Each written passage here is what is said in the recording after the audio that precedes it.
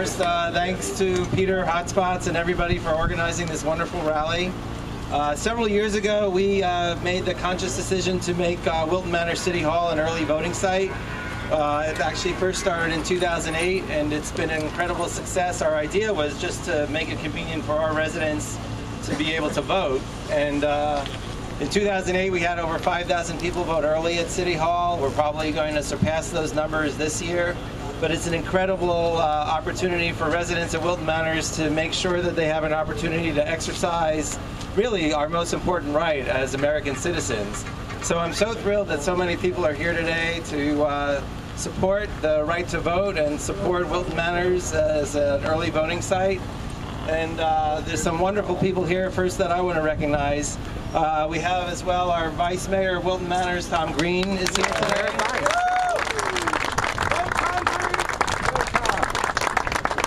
I just have to say, Wilton Manors, even though we're a relatively small city, we've actually been split between two congressional districts. We had Debbie Wasserman Schultz representing half of Wilton Manors.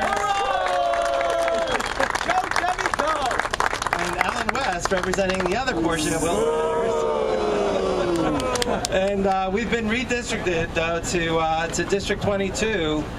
Where we will be represented by one member of Congress, and if I have anything to do with it, it's going to be Lois Frankel, who's a good friend from West Palm Beach at the State House, will now be the congressional representative for District 22. So we're actually thrilled that we've been redistricted. We're thrilled that Lois is doing so well in this race. But I have a great opportunity to introduce actually a woman who I've admired for many, many years, actually long before I was an elected official, which goes back about 20 years. And she's done amazing things as a state legislator as well as a member of Congress. And she's been wonderful to our community ever since she's represented Wilton Manors in Congress. And even now that she's not going to be representing our district, she's still a wonderful friend to our community. So let me introduce Congresswoman Debbie Wasserman Schultz.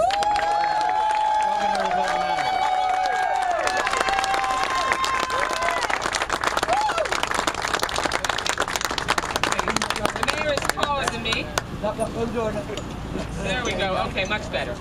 Thank you so much, Mayor Resnick. First of all, thank you very much for your incredible leadership. Look at the line at City Hall. That is fantastic. It was like that last time. We know that when Wilton Manors turns out, Democrats win. And we need to make sure that when it comes to continuing to move this economy forward, to move this country forward, we know that the re-election of President Obama is so important. Yeah. So important. I am so proud. 18 months ago, President Obama asked me to watch his back and bring him across the finish line. And let me tell you, I have been so proud to do that. So proud to fight for him, fight by his side every single day, because he has recognized that equality is not an aspiration, it's a destination. Yeah. And we are going to get there together. We've made tremendous progress. A president who, despite whatever perception there is about political risk, understood what it meant for the President of the United States to declare his support for marriage equality.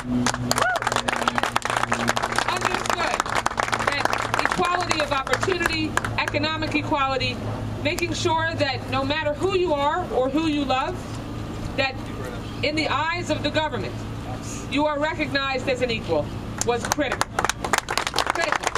So when it comes to repealing Don't Ask, Don't Tell, when it came to recognizing same-sex families for immigration purposes, when it came to making sure that we no longer defend the indefensible, Defensive Marriage Act, in court, President Obama has been there time and again, and there are so many other ways that he's been there.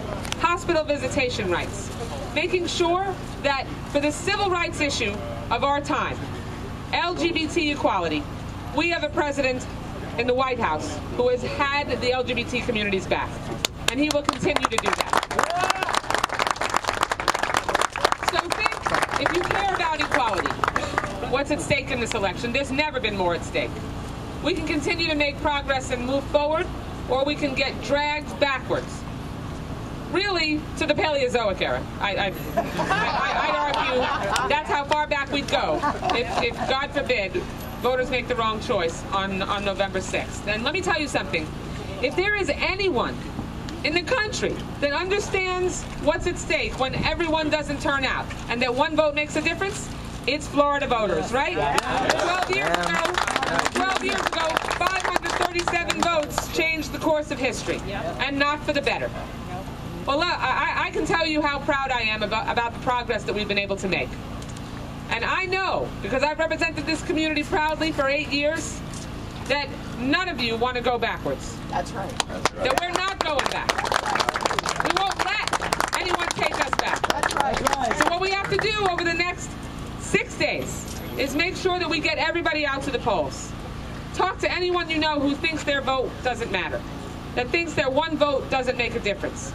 We know that because the choice is so clear and so stark, because we know that if we don't make sure that Lois Frankel comes and joins us in Congress, that President Obama won't have enough partners to make sure we can continue to make the change that we've started.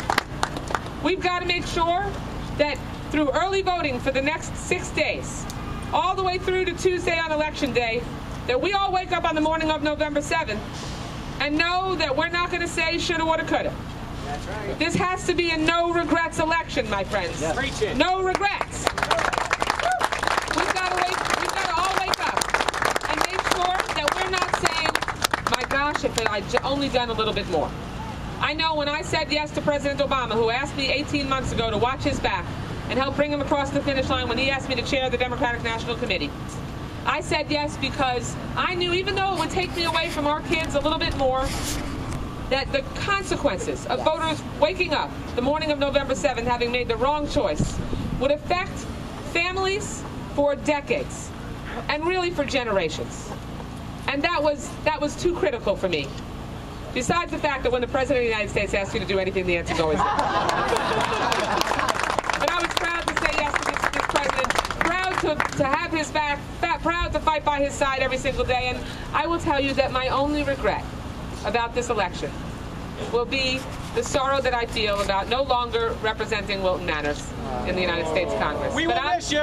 But let me tell you, I'm turning you over to the best. Yes. To a fighter, to an incredible leader, to someone who I've had the privilege to serve with in public office before, and you will have a fantastic leader who, thanks to the constitutional amendment that ensures that we don't split communities anymore, she'll represent all of you. Yeah. All of you. Lois Frankel is going to get it done. And we'll fight side by side with me representing Miami Beach. I will still have the largest, most vibrant gay community in the entire country. I'm darn proud of it. And Lois Frankel and I will lock arms and fight side by side together, along with President Obama. So thank you so much. Great to have Elliot Engel, Congressman from New York, here. You know, when I'm up in Elliot's district, when I'm up in New York, I like to tell New Yorkers, as I am a former one, that they should care about two people that represent them. The person, like Elliot, that represents them now, and me, because I'm going to represent them when they retire and move down here in 20 years.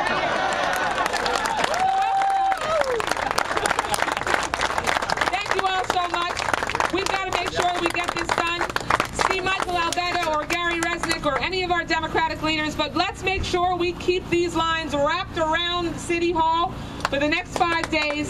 Let's blow the doors off the turnout in this community.